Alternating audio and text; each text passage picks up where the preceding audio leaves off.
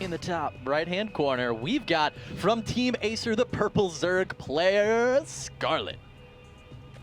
Going off against, in the bottom left-hand corner, from the Team Root, the fantastically entertaining player.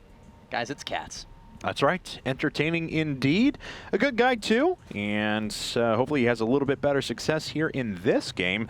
As last one, yeah, we mentioned before, Scarlet, I mean, the real clear advantage she had was that even in the... even when there was action going on, she was always macroing up behind it, so Catz tried to get in with a pretty good Zergling Baneling attack to deny Scarlet's third. She was able to hold it while putting up her Spire at the same time, go into her Roach-Horn and Evolution Chamber, and basically Catz had waited until the dust had settled before putting up his own such structures, and that gave the critical time that Scarlet needed to clear Overlords out on the map, establish dominance, and start killing workers. Yeah, a really unanswered greed out of Scarlet, basically, from Catz, which is a little bit surprising because Catz is not a player who's afraid to get aggressive at all. Or not a player to who will get greedy too. I mean, he can certainly do that. I mean, we've seen player on actually this map specifically where he's gone for 3 hatch before pool against Terran players. So he's certainly not afraid of going after something pretty ridiculous and greedy himself. We'll see what it's going to be. Both players at 50 supply. Will we see a spawning pool? And yes, we will. Out of Scarlet. She's going to play it safe, whereas Catz is going to exemplify a little bit of that greed you were just talking about, Kevin. And this is what we started with last game. Scarlet decided to go pool first. Catz decided to go hatch first. Scarlet followed up with a hatch right afterwards, but prioritized a little bit earlier Zergling speed. Very quick 4 gas. She had 4 gas coming down at the 5.5 minute mark and decided to quickly go into layer afterwards. Yeah, it was an insanely quick 4 extractors taken. Scarlet is now going for her expansion at 17 supply, excuse me, not an uncommon build. Had all there, just foregoing the gas this time around, which last time she did take. And looks like Catz is switching it up a little bit. He decided to go pool and then gas last time, whereas Scarlet was actually the first person to get out gas, so she had Zergling speed a lot faster. Catz doesn't want to fall into that same trap, though, and it looks like he's going to have Zergling speed available for himself right away. Queen started up for Scarlet, of course, because of that quicker pool. And Catz is going to be just a little bit ahead on getting his speed, but only by a small margin. And Scarlet, will she get a peek at this? We do see her Overlord is now coming into Catz's base. And Catz, of course, did go... I'd say she feels pretty comfortable with this. I mean, it's always going to be able to get away. She can see the hatchery is not overly... undulating right now. Yes. That is the word I'm looking for. So it's, you know, because it's not doing the twist, because that thing just goes crazy when you're making a queen. She can tell, all right, you went for the later pull. She didn't manage to get a scout on the gas, though, I believe, which is actually pretty important because, oh, no, she did. Okay, yes, good. and she actually clicked on it. I saw the purple ring, so she knew how much gas was available, how much had been taken, and knew that Catz, of course, was going for that very quick Zergling speed. So Scarlet's going to make sure she doesn't move out across the map with her lings in that case. Let's see here. So, well, the first couple, of course, are just there to check around and make sure that nothing's weird, but we'll make sure that no big follow-up happens with this. Looks like Catz was able to just go after 1 Zergling, whereas Scarlet had spread her damage out across a couple of them, so Catz temporarily wins that engagement, but of course they're at the same speed for now, and Zergling speed's not going to finish anytime soon, so she'll be able to get away. Catz going for his Baneling nest. I would assume that Scarlet's going to do the same thing. There it is. And everything's looking pretty similar to what we saw last time. Scarlet took a page out of Catz's book. She's like, Baneling nest in front of natural. Cool idea. Let me do that. Catz is like, actually, I'm going in the main this time. Throwing her in circles, man. Baneling nest is about halfway done for both players, so relatively even timing there. But as we were talking about, Scarlet, her speed is going to finish up just a little bit later, so this is the time where Scarlet wants to make sure if she has any Zerglings in her base, but neither player really making anything right now. They're kind of just droning. And you can see she's still continuing mining 3 on gas, and now is about the time that she decided to drop down 3 more extractors last game, so we'll see if that's going to be the same case here. There's a spine crawler up at the front, and everything else looks pretty normal. Let's see here, as Catz not really showing anything while actually making another big round of Zerglings and Banelings, similar to what he did last time, but a little bit earlier. The last time it was designed to kill a third. This time he wants to put on pressure a bit faster. Let's look at the timing of the spine crawler here out of Scarlet. I believe, you know, if, yeah, these Banelings are going to start morphing in, this spine crawler is going to finish at just the perfect time for when the Banelings come in from Catz. This is a beautifully timed spine crawler. Definitely make sure to take a look at when this was, but right now the Baneling's going to be targeted down. One of the Queens goes down, and now here comes the big push, guys, out of Catz with a huge horde of units. And is he going to run directly into the main or just try and put on pressure at the natural? Second Spine Crawler is actually canceled for Scarlet. A lot of damage done to the Banelings, and that's actually going to allow the Spine Crawler to kill these one at a time. Oh, Scarlet losing a few lings there, but with her Spine Crawler should have enough to be able to ward this away, and indeed will. So the pressure is temporarily subsided. Cat's going to try and make a follow-up to this, but Scarlet, she's got Layer Tech on the way. She just finished her second gas. She's picking up Zerglings herself, and she's still up by 10 workers. Yeah, that is really the big thing there. You know, being up by 30% of a player's economy is so huge. Cat's going to try to equalize that. Wanted to go into Sniper Drone there. Didn't happen. Baneling, nice contact for Catz there against those Zerglings. Now these Zerglings may be able to kill off the Queen, but no, Scarlet is going to kill them with her Baneling. And nice job by Scarlet. Also running the drones away from the Baneling, so none of them sustained any damage. And as we can see, there's no follow-up to this from Catz, so he's just going to sit back, macro up, make sure that he has all of his gas in place. He's up to 4 extractors now. Scarlet just going over to her 3rd and 4th. She is a bit ahead in her layer tech once again, but it's only by about 10 seconds this time rather than about 50 like we saw in the last game. Yeah, I really want to highlight this game for anybody out there that's looking to improve their ZVZ and they're finding they lose in the early game to these Ling rushes. Because, I mean, that was a flawless defense out of Scarlet, and it allowed her to still play with a relatively good level of greed.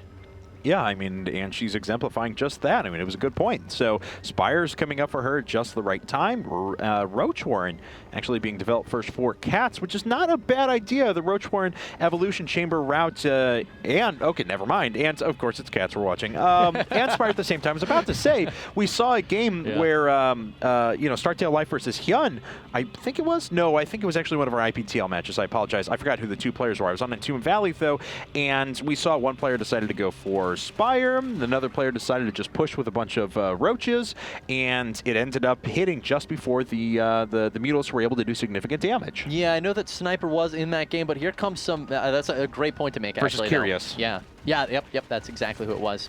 Cat's coming in with some Zerglings right now, guys. Gonna kill off this hatchery.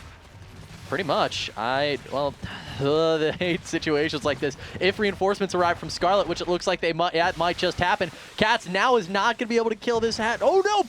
Beautiful Baneling trade there, and now he could have gotten that hatchery there and decided instead to try to get a little greedy, and it didn't pay off. And nope, that's didn't work exactly out what happened all. in the in that game we cast with Hyun, where that command center, it was like.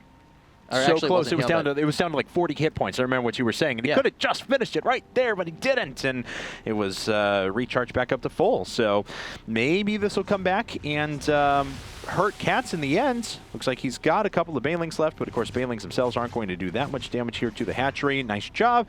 Get away with the units there from Scarlet, and then she follows this up by killing the Baneling with the Queen. Well, things looking a little bit rough for Catz, I do believe, at this stage. Yeah, a lot of Zerglings coming in right now. We'll see if Scarlet's going to be able to hold this off. You know, this hatchery is already at half hit points. Here come the Mutas. Mutas do pretty well versus Zerglings, but Zergling DPS is quite high, and it looks like this hatchery is actually still going to go down. Those are Scarlet's Banelings. 60 hit points. Wow. All right. So there you go. Scarlet does hold on to it, and importantly, she's going to be able to continue receiving an economic benefit from this. In the meantime, Zerglings are just going to try and dash on through, but she's already got defenses prepared, and those Zerglings are not going to be able to make it. And I would imagine we're going to see another Queen come down to transfuse this up here in a second once 50 energy is accumulated. Yeah, because Catz is about to bum rush in with a couple of his own Mutalisks, and there's not much of a way to stop it when you have Glaive Worm. But well, yeah, you don't really want to throw away Mutas to get a hatchery. That's just what I was about to say, because there comes a point when it's like, yeah, you can send in 20 Zerglings and just kind of suicide, take the damage loss, and just try and power down the hatchery. But the problem is, a lot of players will fall into the trap of committing too much to it, and then you start seeing an overabundance of resources lost. Looks like these Mutas are actually probably going to be able to get this now. I mean, the hatchery was transfused up. Ooh, Scarlet's actually coming back, and trading Mutas for this hatch is not going to be as good. One Muta traded already. That's 100 minerals and 100 gas to get that hatchery. But overall, not too bad of a play until now. All of these Mutalisks in their retreat path. This is actually the kind of play that will entirely cost you the game. Kevin, that statement you just made about sacrificing too much could not have portrayed itself any more accurately than this. And the problem is, too, is that Scarlet's doing a successful job at harassing her opponent's third now. And if Catz can't find any sort of an economic benefit from this, then everything was lost. Everything that he had set out to achieve. Wow, he lost 7 or 8 Mutalisks there. And one of the things I always say about Muta versus Muta is the player with more Mutas is the player who wins. Now, Catz can't do anything because he lost all of his Mutalisks. Yeah, I mean, he's just losing everything back at home. He's going to try and put pressure on this third once again, but there's already a couple of queens and a couple of banelings there. And banelings, they take out a couple of lings. They'll delay this force long enough so Scarlet can start to shift some forces over there. But at the same time, she's just destroying everything back in Catz's base. Yeah, Catz, I mean, he has one Spore Crawler currently completed. Looks like Scarlet is going to be content to go for the queen instead, then finish the Spore Crawler. Yeah, Scarlet's going to lose her third, but Catz is about to lose his natural.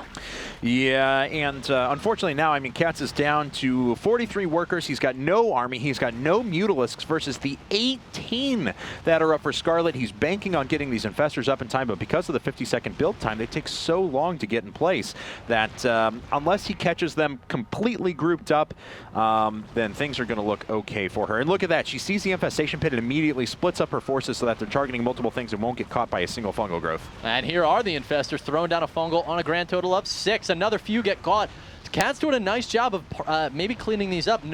Scarlet's actually, she's splitting pretty well here. Yeah. And consequently, I mean, Catz, he may be able to kill these Mutas eventually, but yeah, there's going to be nothing left, so... Oh, and Lings come in, and that's GG. GG. So Scarlet takes the set 2-0, and she's going to advance into the round of 8 here at the GOM World Championship Qualifier. So we have our final 8 set, and of course we're going to pick one person out of this that will make it into the World Championship team out of this qualifier. One more person will receive a seed at IPL 5, so all is not lost for them. But that is going to be it for our broadcast tonight. Tomorrow we actually have EU action, as we have some pretty good matches there too, and I'm looking forward to see who advances to the round of 8 there. As well, make sure you guys tune in tomorrow. That's going to be super exciting. Hope you guys enjoyed these matches. They're pretty excellent. Yeah, honestly. they're pretty good. So, but that's going to be it for us tonight. Make sure you follow the IGN Pro League on Twitter or Facebook. It's at IGN Pro League. These VODs are also available on YouTube.com/IGN Pro League pretty quickly after the broadcast. And then we also have our brand new YouTube channel, which we want you guys to check out. We're actually launching a new show on it starting tomorrow that encompasses a lot of general esports news from different leagues, different games, and we hope you guys will check that out. You can find that brand new YouTube channel on YouTube.com/IPL Esports. If you've enjoyed Kibbles and Ice casting as well, you can follow us on Twitter. I'm at Kevin Naki. He is at Kibbles. That does it for us here at the IPL studio. You have yourselves a pleasant evening.